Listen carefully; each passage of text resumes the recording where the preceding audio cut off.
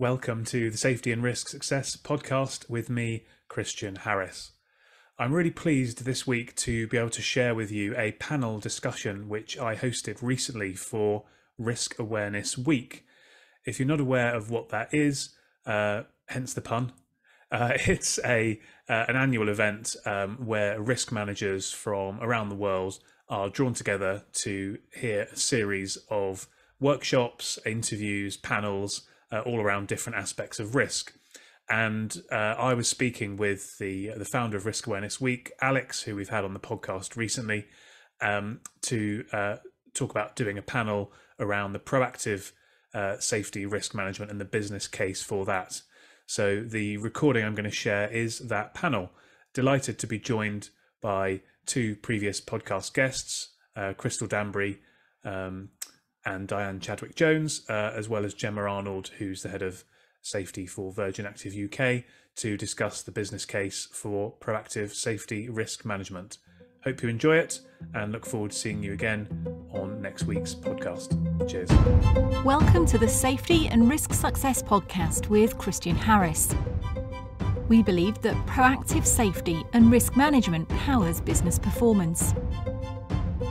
Each week we explore this theme, sharing guests, stories, insights, trends, hints and tips. You can find us on all the major podcasting platforms, and video versions are available on YouTube. But for now, let's join the conversation with Christian. Welcome to this panel session for Risk Awareness Week, talking about how we can build the case for proactive safety risk management. I'm Christian Harris. I'm the founder of Slip Safety Services and the host of the Safety and Risk Success podcast. And I'm delighted to have a great panel with me today to discuss these topics. Gemma Arnold, who is head of health and safety for Virgin Active UK, Crystal Danbury, director of insurance and safety at Sainsbury's, and Diane Chadwick-Jones, formerly head of human performance. I think that's the right way of calling it, Diane, is it? It's at BP. Yeah. With a background in operations and safety. So a great panel and a really important topic, which we're looking forward to deep diving into today. Do join in the comments. Do give us your feedback, pose any questions to us, and we will try to answer them. We may get a bit wrapped up in our conversation, but we'll certainly come back to them and answer them after the event, worst case scenario. So let's get started then. The first question I've got for you guys is, what's your perception on the importance of safety from a typical board's perspective? Diane, do you want to start with that? Yeah. You've worked in a big business. Okay, absolutely. Well, so on the boards that I've been working with over the past few years, it sits at the top. It's actually the overarching consideration of what is going on in the business, because I work in high hazard industry businesses. Yeah. So whether it's the energy, whether it's transportation, whether it's pharmaceuticals, these businesses, if anything goes wrong with safety, for example, in pharmaceuticals, then we're talking about thousands and millions of people who are affected.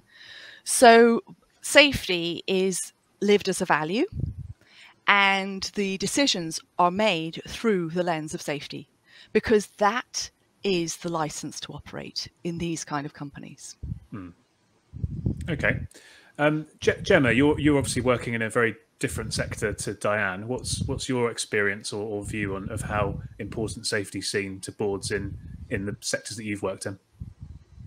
Yes, very different industries altogether, but I agree completely with what Diane said. It's really part of the culture of our business and a value that sits right at the top, from our CEO all the way through to our frontline team. The board are always interested in things that we can do to make our team safer, our members safer when using our club. So yeah, actually, really positive reactions to any initiatives and campaigns that we launch, which is great for me. But it's really important, as Diane said, that is part of the culture and the value that is right at the top of the business. And you guys, obviously, in your sector, had a lot of acute focus around the whole COVID experience. How have you found that has changed attitudes or sort of decision making, or has it just kind of been an amplification of what was there already, would you say?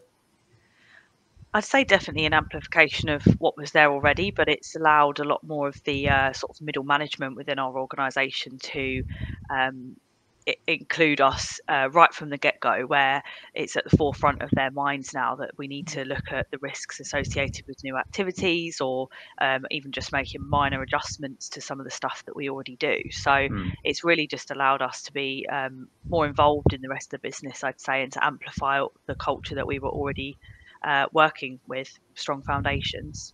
Yeah, good stuff. Crystal, you've worked in obviously different sectors, perhaps more so than the other two. So I'd be interested to get your view on any differences, I suppose, between some of the sectors that you've worked in and then kind of maybe where you're working now in high profile retail, where I'm sure safety is obviously very important. Yeah, it absolutely is. I think it's been really interesting, actually, sort of traveling from, I would say, sort of hyper safety critical nuclear industry, where safety was it was seen as the day job. Our job is to be able to operate and not impact others. And actually, the most mature safety culture, as you would expect, it was very, very day to day to say we're about to do A, B, and C task. And even if it was a BAU task, we were talking about the risks and the mitigations to it. So from top to bottom, investment was never a problem. Mature conversation was everywhere. And safety was really the heart. I think going through some of the other industries, really interesting. Telecoms particularly was very interesting, where we had a great CEO who started as an apprentice engineer. So really fantastic. He really understood what it felt like to be at the sharp end of risk. And his empathy was really high. His safety conversation was very present. But then you had these real sort of hardened operational directors who were just like, just get the job done, put the pressure on, mandatory overtime. And the balance, I think, between the empathetic CEO and the drive of the directors to at all costs get it done was absolutely vital. So safety conversations, I would say, in the telecoms industry were a bit, what are you doing about it? And a big drive for me was, how do we get to what are we doing about it? How do we change so we all feel accountable and engaged? So that was a wonderful journey to be on. But I would say for many organizations, we're going through that evolution of safety, what are you doing? And COVID, as you've mentioned, I think brought very much the conversation to the fore, where what are we doing? How do we protect our people? And that final point, Sainsbury's group. So we have Sainsbury's, Argos, Habitat, Home Bargains. I've never really seen a board quite as engaged. One of our values is be human. Well, actually our three values are be human, make it better, and own it. And it really, really does resonate right through that safety conversation. How are you owning your own risk? How are you making it better? How are you mitigating? And how are we looking after people? And it's really, I've never felt the safety conversation be so present and the care be so overt. So it's a real pleasure, the way that this board operates. That's great. I've got a kind of a comment kind of sparked by what Crystal said, in that in some companies I see the leaders deeply caring about safety, but they don't quite understand how safety is created. Yeah. What they think it is about just follow the rules or you'll be punished, or just get the job done. But do it safely, but get the job done. Yeah. And so there's this enormous tension, as Crystal said, about the senior leaders who deeply care, but don't quite understand the reality that the workforce are facing. They don't quite understand the reality of how incidents happen, that it's many different things that come together to make an incident to happen, rather than a poor choice by the last person to touch the piece of equipment. Of course, it's not. Of course, we don't have bad apples. We have great people who've been working with us for years, and they're just trying to do the best they can under the circumstances where the work is difficult. And so that piece of of education is very important for leaders, rather than saying who's accountable, who are we going to discipline, follow the rules or you'll be punished, to instead say, we've got great people, they must have been in a difficult situation. Yeah. How do we find out about what's going on here so that we can prevent it from happening again? Yeah, amen to all of that. Yeah, it's often, in my experience, the case that boards typically are bought into certainly the theory of safety being important, but often what happens is that you kind of we always talk about silos in businesses and we think of that being sort of horizontal silos, but I kind of see that we have these kind of vertical silos when it comes to safety, whereby you kind of end up with, you know, the people on the shop floor wanting to be safe because they're the ones doing stuff. But then sometimes there's this kind of layer in between the board who aspire to be good and the shop floor who wants to be good because it's protecting themselves. And then it's things like, as you said, you know, operations, cost control, got to look after the P&L. And then that's where these kind of blockages, in my experience, kind of can sometimes happen. And you said, Gemma, that you found that COVID has helped to sort of alleviate some of that in your business.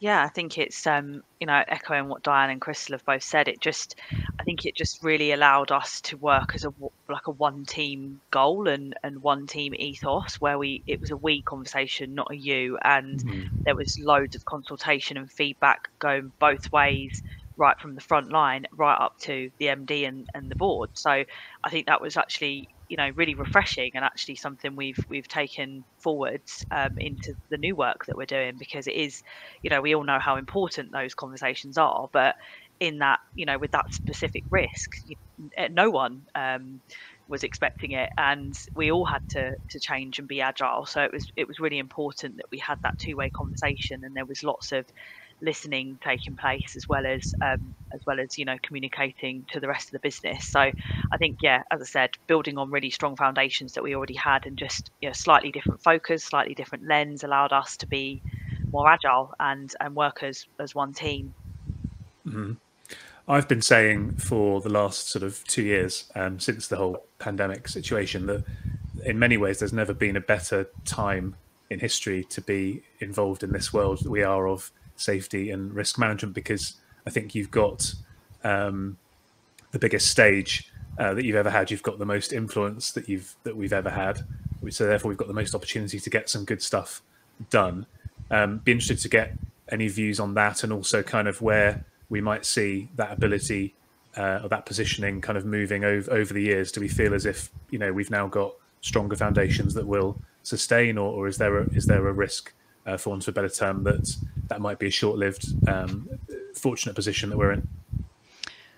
Well, so there's an interesting situation where we've got some groups thinking that they're dissatisfied with the safety plateau and what's happening, and other groups of companies who actually think, well, we're doing fine with safety. And even though COVID gave a huge wake-up call. So I think the jury's out, actually. I went to a conference last week and I saw that huge division. There are 250 people.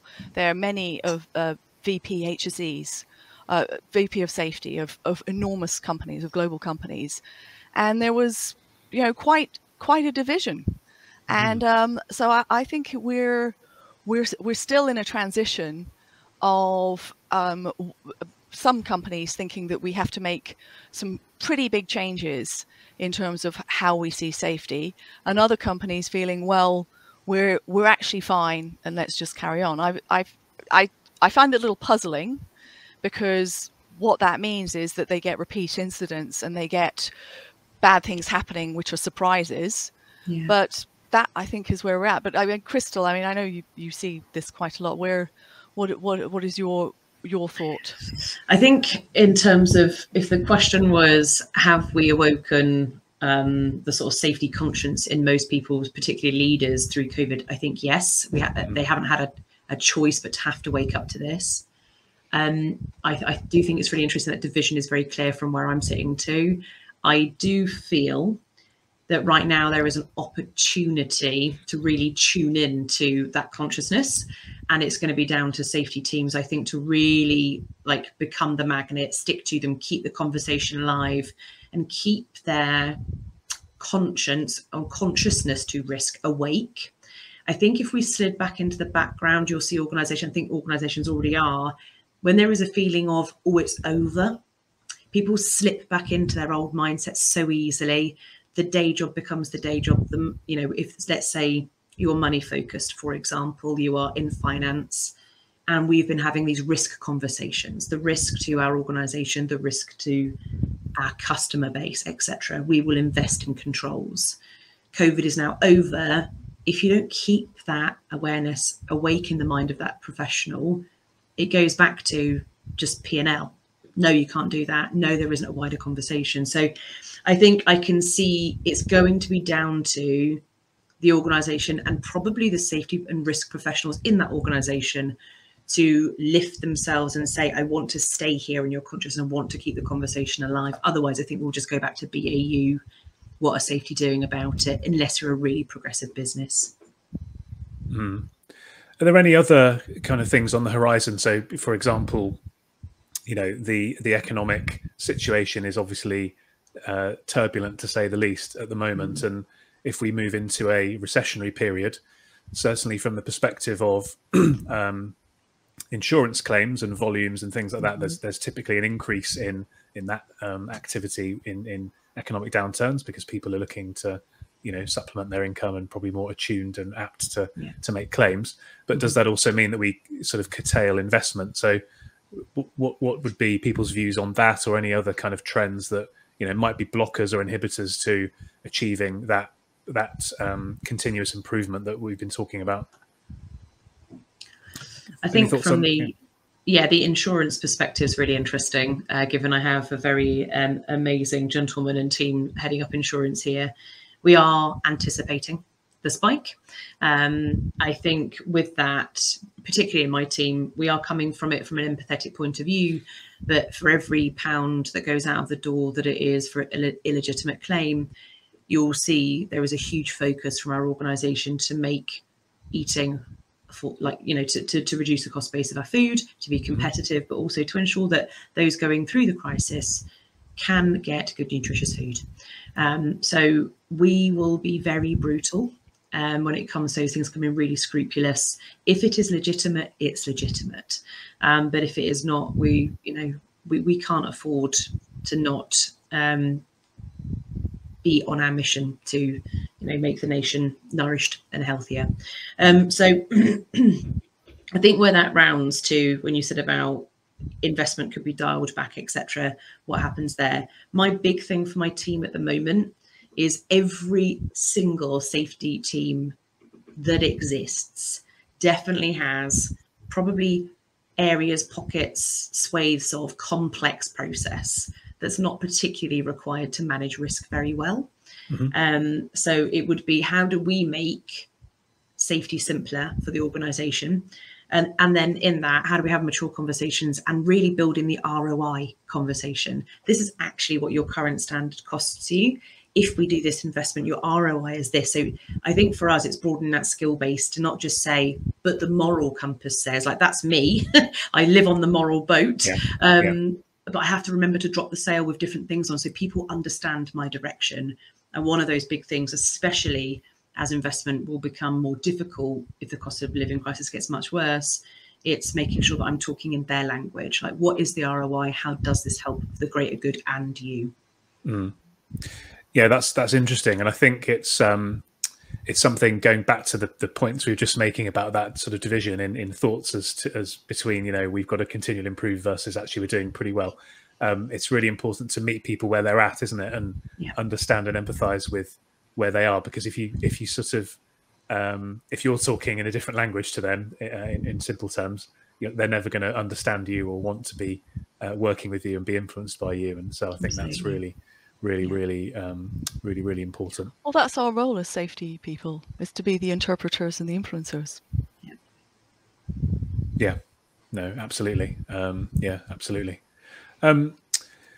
What in terms of activities that you guys have completed then, and around investments, improvements, changes to try to drive a more proactive and better outcomes in terms of safety risk management, what would be some of the main sort of benefits, key business outcomes, KPIs that you've seen? Gemma, have you got any examples of kind of where you've done a project and changed something, invested in something, and kind of some of the key outcomes that the business saw as a result? Yeah, definitely. We've been on a bit of a project mission with a lot of things like this actually throughout COVID and starting prior to that. So really starting to reap the rewards and see the benefits of the work that's gone into that. But I think a highlight for me is the introduction of an e-compliance system within our business. So really, almost, yeah, definitely tearing up the paper and sticking to more technology and IT based systems to manage risk within our gyms. So being able to walk around the site with a tablet and complete a checklist rather than using paper, and that notifies my team in the centre, adding photos, PDFs, witness statements, whatever might need to be there. That's been really important for us in terms of having that data-driven approach to, if we're putting together a business case for investment, we can say that we've analysed the data around checks, we've analysed the data around team member feedback, accidents, near misses, and we can really build and strengthen that to support the return of investment, as Crystal just said.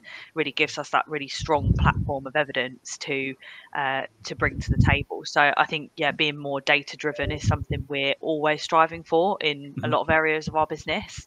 But for me, it's really transformed how we can manage and lead safety within Virgin Active.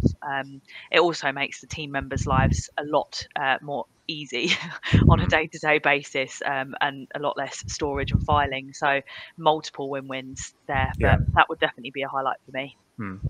So you've identified there, obviously there's the human safety improvement factors, which are good. There's operational efficiencies, and then cost benefits to the investment and an ROI, if I've understood correctly. Yeah, definitely. I think all of those things and probably more that we just don't have time to list today. But it's been a great project for us. Yeah, I think obviously it's getting that ROI is really important, isn't it? Diane, I've heard you talk about some good examples of this over the years in terms of projects that you've done. I don't know if you want to choose one that with some good outcomes for the organisation. Yeah, well, I'll take one that actually won a ROSPA award, which is just there behind me, and which led to a reduction from 40,000 people, with 1,000 of them being injured per year, to the same 40,000 people with 200 people being injured a year. Now 200 is too many, right?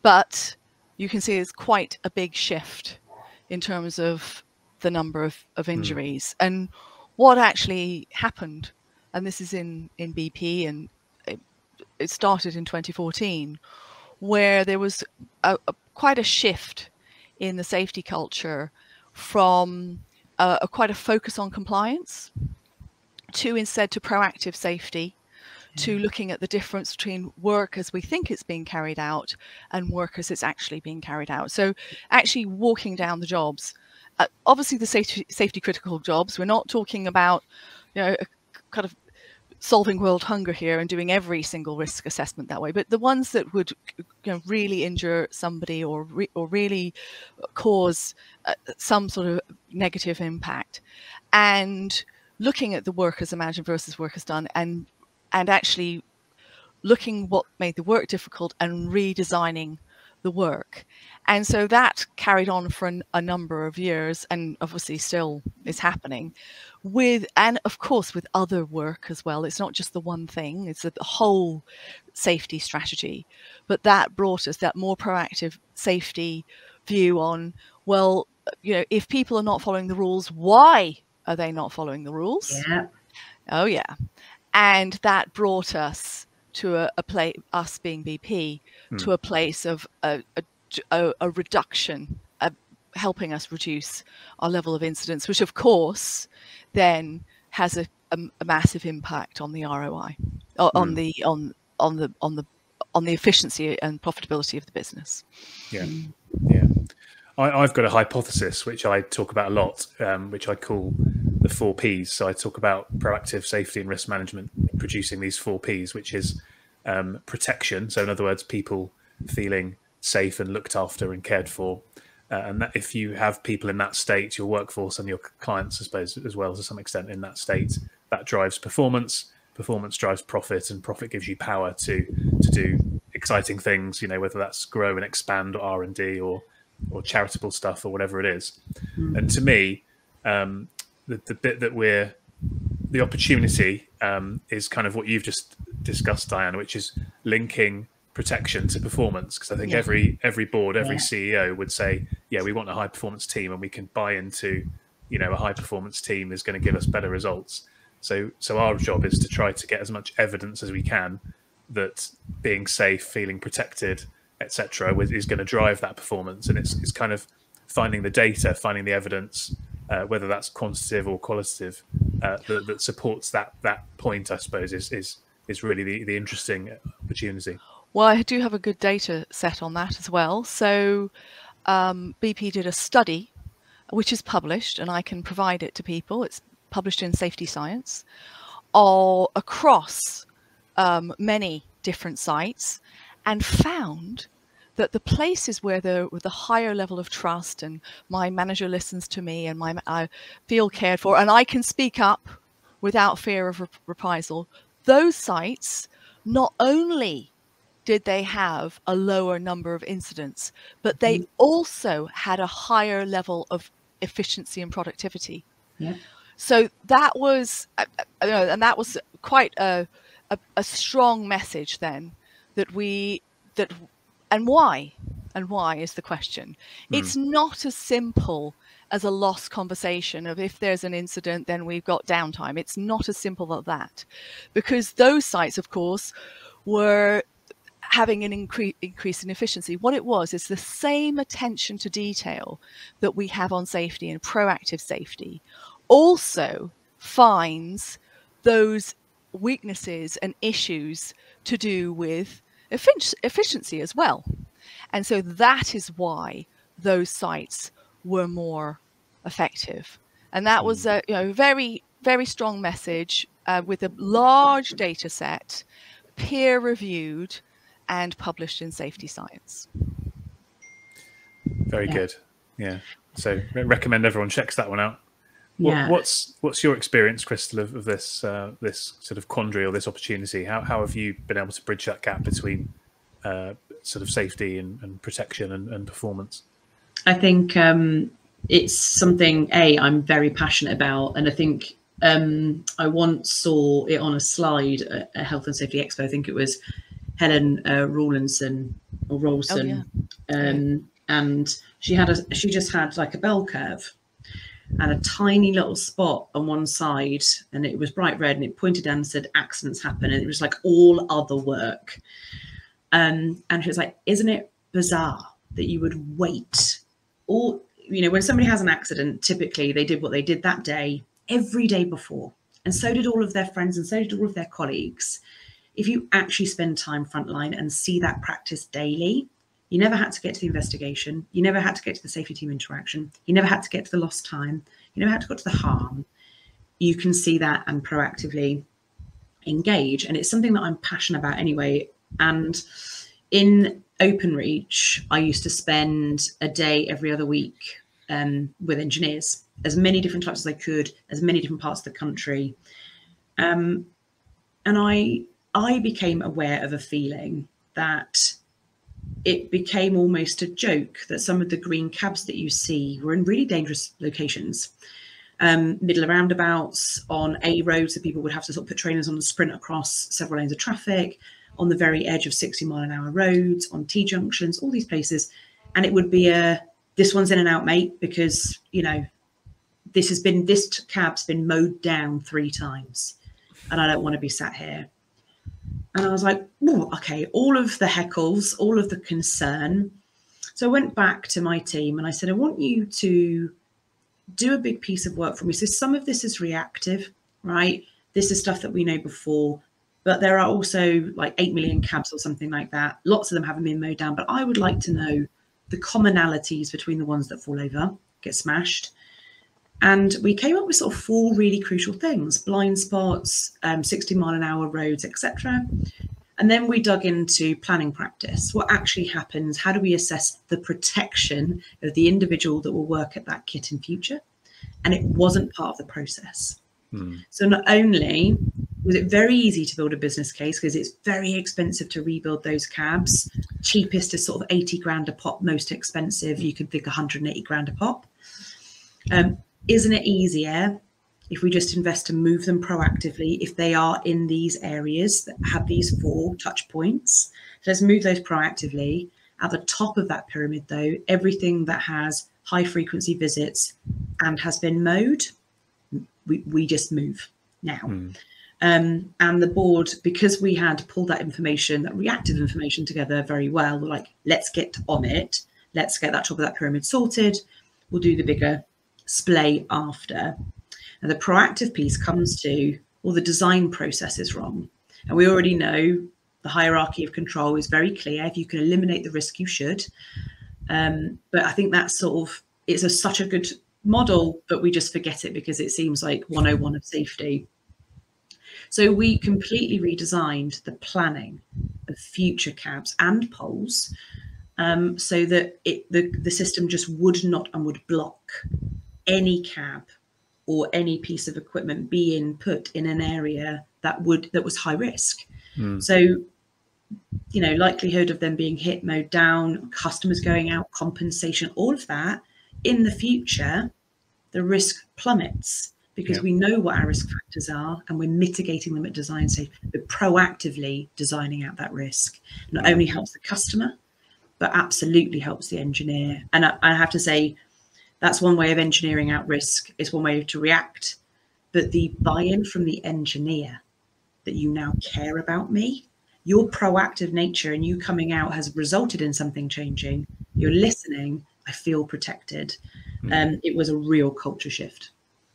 Yeah, and those people are going to just be so much happier in their jobs, and they're going to you know, stay longer and not change jobs, and they're going to work a little bit harder, and they're going to just be more loyal. And it's all of these benefits are all there, aren't they? But it's just kind of, how do we go through that process of capturing that right information? Because I mean, I think the way that you approach that was very analytical and very data led. And I think sometimes that we can fall into the trap of maybe not going to that level of rigor, because if you're coming to the board with, you know, an investment of something, you know, they're going to be often led by the financial, aren't they? So we need to have some data and a really strong business case to put to them. Otherwise they're going to be less likely to go for it, I suppose.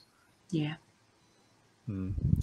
What do you think, Gemma, I'll come to you on this first, in terms of the difference between a mindset of being proactive in a positive sense, as in, you know, we want to do the right thing and we know this is the right thing to do and therefore let's invest and do stuff about it, versus a sort of more negative sense, for, you know, as in we might get some claims, we might get some adverse publicity, and how would you see the balance of that, you know, affecting decision making in businesses?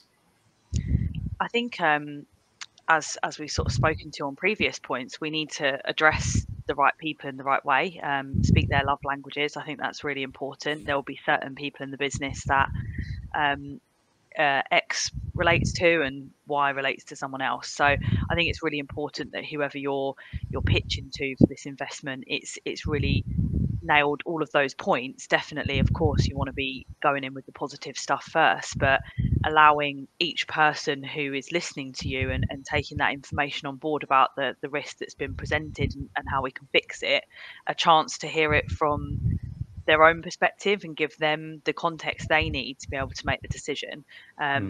So as much as everyone is obviously invested in everything that we're doing, it's really important that everyone gets the information they need to be able to make the right decision.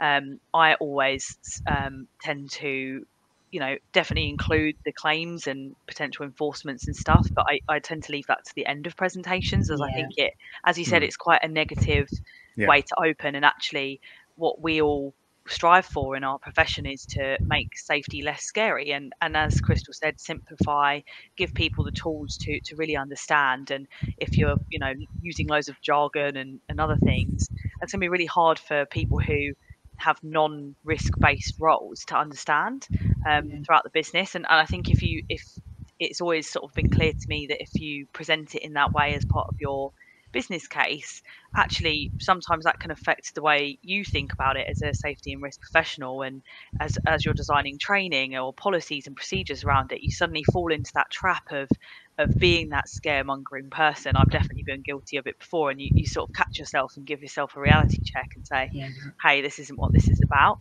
I think it's just being really open, really honest, definitely bringing those parts to the forefront, because they're sort of equally important. But you know, improvement in safety is a positive thing for the business, for our teams, and anyone that we work with across. And I think it's, you know, it's super important that we make that the forefront of our business case and the why. I'm definitely in the moral boat as well, Crystal. So I think that we can paddle that one together. But I think we probably all are on this. Definitely. It's a strong boat, but it's a really good way to open, I think, and that's what I found in my experience. Oh, Gemma, I'm loving this thing about making safety less scary. It's because if we lead with fear, okay, what we're doing is we're really undermining the conversation about being proactive. And it's a bit like, you know, we've got people carrying suitcases and they're hurting their backs, and so we try and tell people off for not carrying the suitcases properly, or put them into more training, or make them have less heavy suitcases, when instead we should be taking a step back and saying, well, actually, what really is the problem here? We should be having wheels on those suitcases, shouldn't we? And so what Gemma's talking about is that transformation of, instead of leading with this kind of compliance policeman kind of foot, instead we're talking about, you know, what could actually be, how we could transform into thinking of safety from a much more positive perspective. So I'm loving that, Gemma. Yeah, it's going to be my new hashtag. I think I've just made a note for my next training piece. So. Very, very good. But Diane, you've obviously had experience with the jobs and sectors that you've worked in of some of these really catastrophic things happening as well. And so, you know, would you say that those occurrences have shaped thinking? I'm sure they must do. Perhaps that's a silly question, but, you know, to what extent have they shaped thinking, or you know, is it not so helpful to focus on those, even though some of those things have happened, high-profile cases that have had a big effect on lots of people's lives? Well, I'd say that in those industries, it really does help make more of the business case for safety. And that the people who run those kind of companies, you know, as Crystal said, that they actually have operations experience in those companies. And that is, I think it was the telecoms that you were talking about, Crystal. And I think that makes a huge difference. If I would say, what have the big changes happened from these large events in whatever sector it has been to improve the understanding of how safety is the way that we make our decisions. But secondly, that our leaders need to understand our businesses, because otherwise it's very difficult for them to really connect to the risk. And yes, we can connect leaders to the risk by walking them around whatever operations we are. And I'm sure that in both Gemma's and Crystal's companies, that the leaders are out there seeing the reality of what's going on. And then for us to show them, you know, run them through how something has happened and how we can kind of deeply understand what caused that. So I'd say that those were the kind of the two changes that have happened from large events occurring in an industry. Which makes sense, and I think it is really important, isn't it, for the leaders to be out there and seeing what's going on. What do we think then in terms of the audience that's with us today, and do give us your comments on this video as you're watching. Some of them are going to be safety professionals. Some of them are going to be business leaders, decision makers. What kind of advice would you give somebody who's a non-safety person around their mindset, and perhaps how to think about things a little bit differently than they may have done before, on the importance of this proactive safety risk management? What kind of advice would you give to those sorts of people, Crystal, do you think? I think the first thing that I would say, particularly to the non-safety people that are decision makers and leaders in organizations, is proactive often sounds like a luxury. Reacting to something as a moral imperative. We have all this data, we can really see the cost underneath that. Getting proactive can sometimes feel luxurious. We don't have to respond to it. What I would say is, for the organizations that are being proactive, that are managing out that risk, they're also managing out underperformance and managing out downtime, reputational damage, brand damage, not to mention things like really unseen costs, repairs, maintenance, re-recruitment, sick pay, all of that stuff. It's not a luxury. It is a very, very astute way to do business, to say what is over the horizon. And we do it in business terms very well. What are the competitors doing? What is the market bringing? What's the stock market doing? We try to project, even with budgets, we project. What are we going to need? What does it look like? Dealing with risk is exactly the same. We should be looking at what our appetite is for risk, what's coming over the hill, and what's going to be really damaging your business in unforeseen and, in almost silent ways. So really try and get out there, feel that risk, because one of the other things is it may feel luxurious to be thinking about people and saying, oh, we don't ever want somebody to get hurt. You can be tricked into thinking, but it's inevitable. We're a large business. That's fine. It still costs you. And whether that is morally, staff, equipment, whatever it is, it's a great way to do business, to get in front of all of that negative. Mm-hmm. I do think as well, I'd be interested to get your view on this, that there's this kind of, one of the other reasons I talk about this being a great time to be involved in this world is that I think there has been this shift sort of generationally of people who are more inclined to be activists and standing for causes. And so things like the environment and health and safety, I think, is just kind of, it's the way that things are going, isn't it? The workforce in 10, 20 years is going to be full of people who are much more invested in those themes, and to attract and retain staff and to get and to keep customers, you're going to have to move this way anyway, I think. Yeah.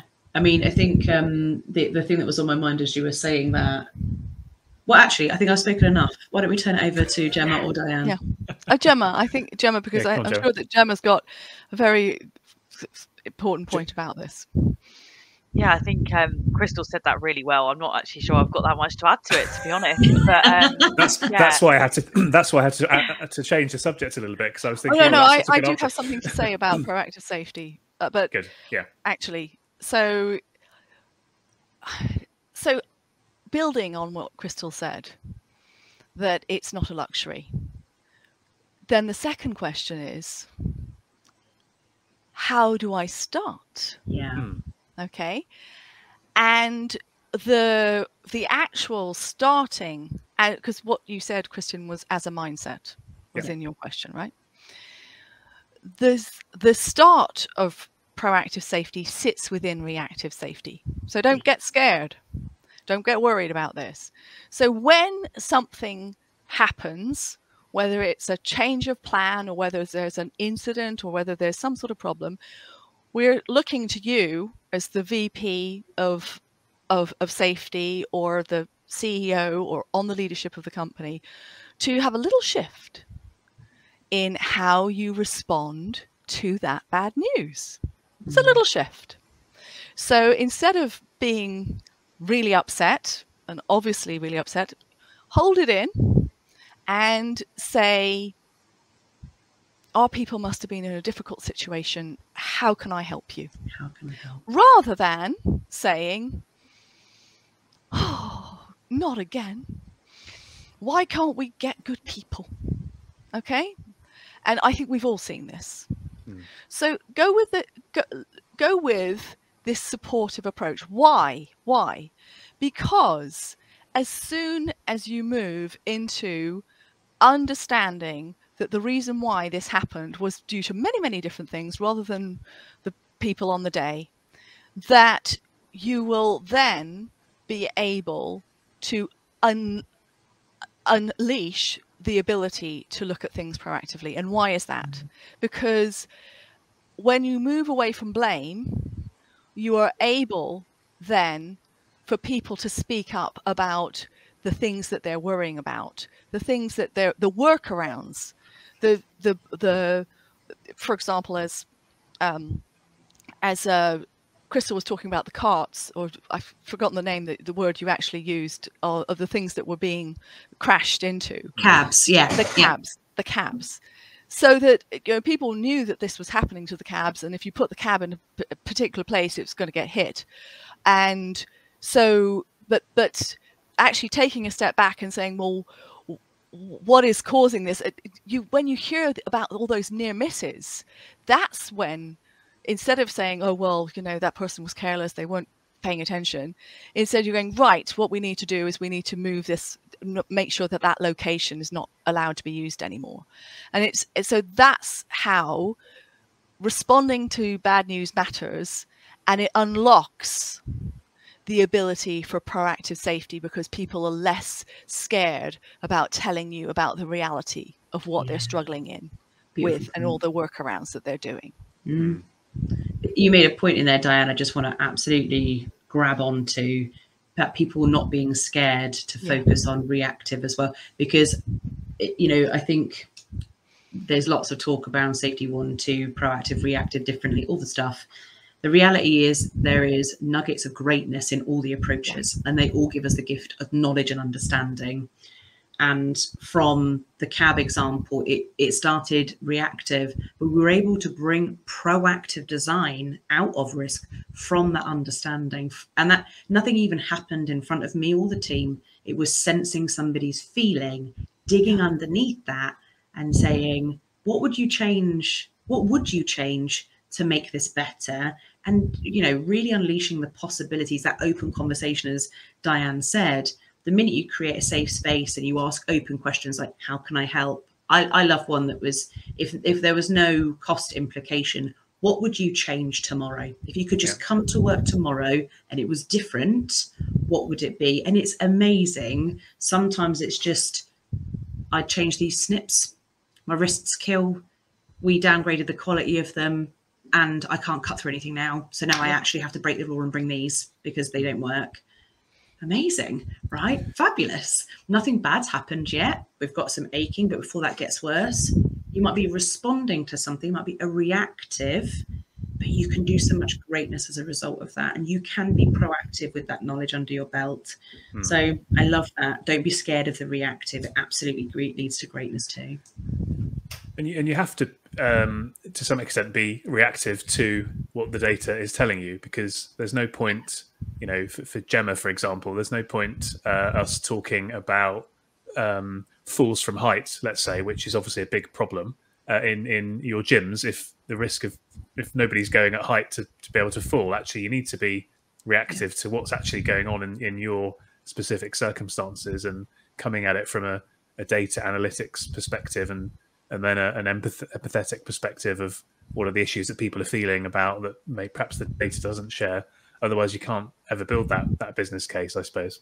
So you're sort of on a sticky wicket if you don't have that reactive side, and that's kind of why as Diane correctly alluded to, I use the word mindset, because I think it's about a mindset shift, isn't it? To just have that, I suppose, the attitude that I like to say is, you know, it's not telling people off that we're doing it badly. It's actually, we're good, but can we go from good to great? Can we continually improve?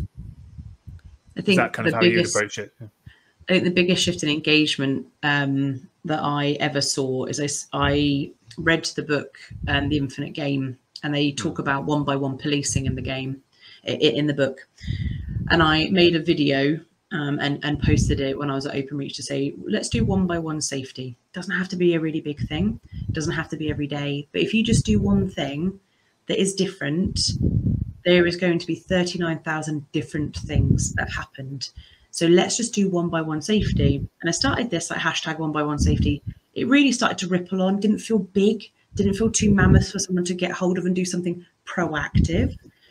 And then on National Safety Day, I put a video out that said, I know that you are already great. I know you take care of yourselves and your colleagues. Share something with us that tells us how you already do great safety. And I think within the day, we had 5,000 posts, many of them being compilations of many posts from the same team, where people were really proud to say, this is what I do differently. This is what I have done in my patch. This is how I'm changing my environment. And I still remember the comms team before it happened were like, no one's going to care. And the comms team after, giddy on the phone, like, I can't believe there's been so much traction. Let's stop looking at people like they're failing. And Diana said this at the very beginning. These aren't a bunch of bad people that come to make everybody's life and their own difficult. They come and they deal with the equipment, the circumstances, and the job that we gave them. And actually, sometimes we need to really celebrate what they get right, as opposed to only concentrate on what they get wrong or what has gone wrong. Yeah. And that sort of culture is something that I would recognise in Virgin Active. Gemma, I think you'd agree with that, isn't it? About being positive and celebrating successes and working together. Yeah, definitely. Reward and recognition is a huge part of us as a business, actually. But I try and make it at the forefront of a lot of stuff I do with my direct report to my team, all the way through to, you know, some rewarding good safety behaviours that I've seen on a site visit, for example, and pulling that person to the side and saying, hey, you know, that was really great. It was really good to see you interact with a member in that way and ask those questions that needed to be asked, or whatever the situation might be. Yeah, it's really important for us. And I think all of the things that both Diane and Crystal have said have really hit home with me. It's actually really nice and refreshing for us to sit together and talk about this as a group, because it not only brings it all to the forefront of our minds again in a new and refreshing way, but I think it's really important that we can spread the word and get some of the, you know, junior professionals and people aspiring to come into health and safety and business leaders, as we said, you know, really on board with a pretty candid conversation about how we can just not be good but be great. Christian, to steal your comment there. Yeah. It's definitely something I'm really passionate about. I've been speaking to some people at IOSH, for example, about this, and is there something we can do to try to get this going as a bit more of a structured thing? Because I think that it would have a really big impact. And, you know, I guess if we could have had another 30 people on this panel, and we'd probably all be saying the same thing. But perhaps that's a bit of bias from me as to who I would invite to join me. So it's kind of echo chambers. Yeah, an echo, yeah, exactly. And we can't be stuck in an echo chamber. We need to be getting these thoughts out more widely, don't we? Well, it's a big ask, isn't it? Because traditionally, safety professionals have been doing rules and regulations, and now we're asking, you know, Gemma, Crystal, and I, and you are asking people to be influencing leaders. Okay, and influencing leaders around the proactive safety and a different view of how incidents happen. And so that's really, really tough, because you're a single voice in an organization where things have been the same for 30 or 40 years. And so how to get around that is actually to build a coalition. Is to build a coalition and to influence the people around you, and to build this coalition so that the safety department is together with the HR department, the safety department is together with the operations department. And the only way actually to build that coalition is that we have to be about solving the problems that the operations department have, or solving the problems that the HR department have, whether it's repeat issues, whether it's people leaving, whatever it is. We're offering this approach, which is a tried and tested approach, as we can see, with data behind it, that actually helps solve the problems across the company rather than just being safety and paperwork.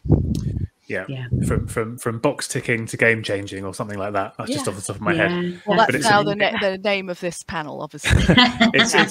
It's about you guys must have come across this story or case study of Alcoa and Paul O'Neill, and putting safety as the true number one priority and all of the benefits that flowed from that. But it's about positioning safety as an enabler and not a problem, so that you don't want to.